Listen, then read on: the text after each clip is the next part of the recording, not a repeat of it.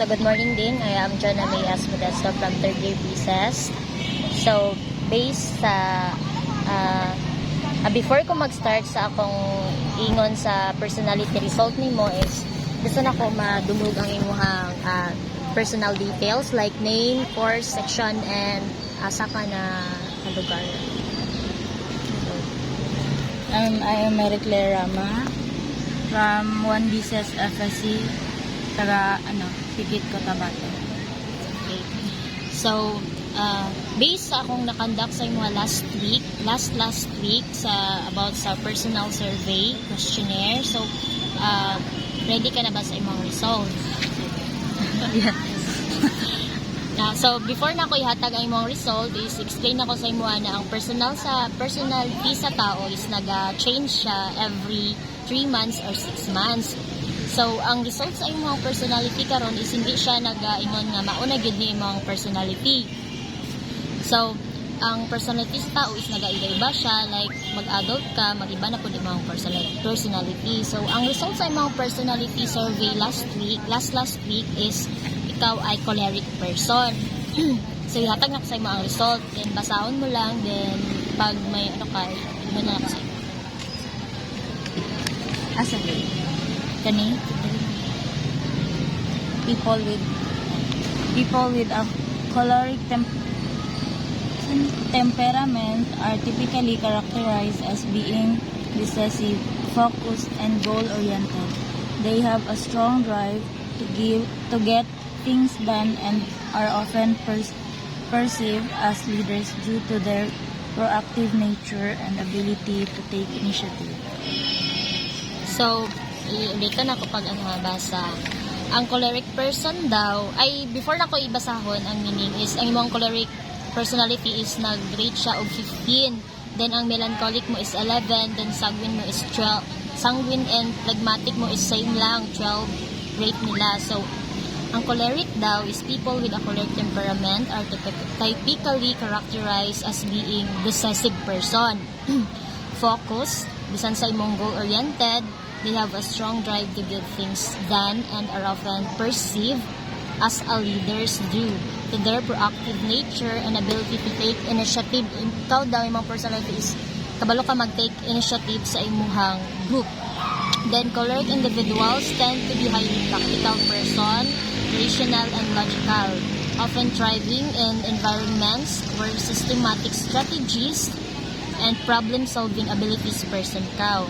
Then, they excel seeing the bigger picture and like for example, may mga makita ka is kabalo ka na mag-initiate, diba? May initiative person ka.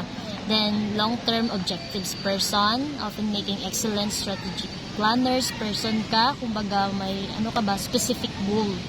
However, their high degree are ambition and determination person that sometimes perceived as aggressive and overbearing person. So, sobrahan mo sa ka, determination person is naga-costa siya aggressive person. Then, they are often seen and domineering and they may struggle with interpersonal relationship due to their strong will desire for control. Usahay daw ang imong personal relationship is naga-control siya or kumbaga sa hindrances sa imong desire sa imong life. Then, iingon ako sa imong ang strength and weaknesses sa choleric personality. So, ang strength sa choleric personality is results-oriented person ka, confident person, decision makers, usahay mag-decide ra ka nga imuha lang. Then, visionary person, kumbaga taas imong vision sa imong life. Active person and very hardworking person ka daw. Then, ang imong weaknesses is inflexible person ka daw. Usahay sa imong mga lihok is awkward person ka, god nang dili ka komportable sa imong mga ginalihok.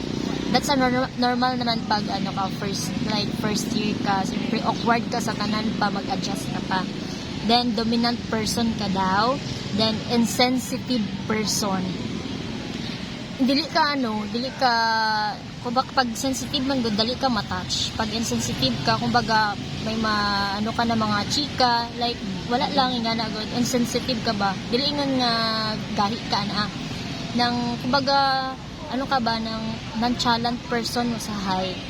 Then impatient person sa high ginang gapataka lang gud kag lihok ba wala mo na ginahuna ako unsa ang mahitabo nga na. Then hindi ka ano ba control person. Otong gingon gay nga relationship is ano ka daw kumbaga nagaguba sa imong desire sa imong person. So ang akong pangutana is as a first year bises, ano ang mga na-encounter mo nga usahay naka-distract sa imuha, naka-cause sa imuha sa imong pag-eskwela, like stress, naka-encounter ka ba nga na-pressure ka sa imong eskwela, or ano ba, mga hindrances god nga usahay makaingon ka na murag di ka makaproceed sa second year, murag ana god. Ano ang mga na-experience mo nga sa imuha as a first year students na makadistract sa imuha pag-eskwela? Ano lang, financially Okay lang lang din. magbilugro ka or Financially lang. support. Pero sa mga studies nga na sa mga ACADS, okay lang for Okay lang man siya. okay lang sa inyo. Financially lang din Financially.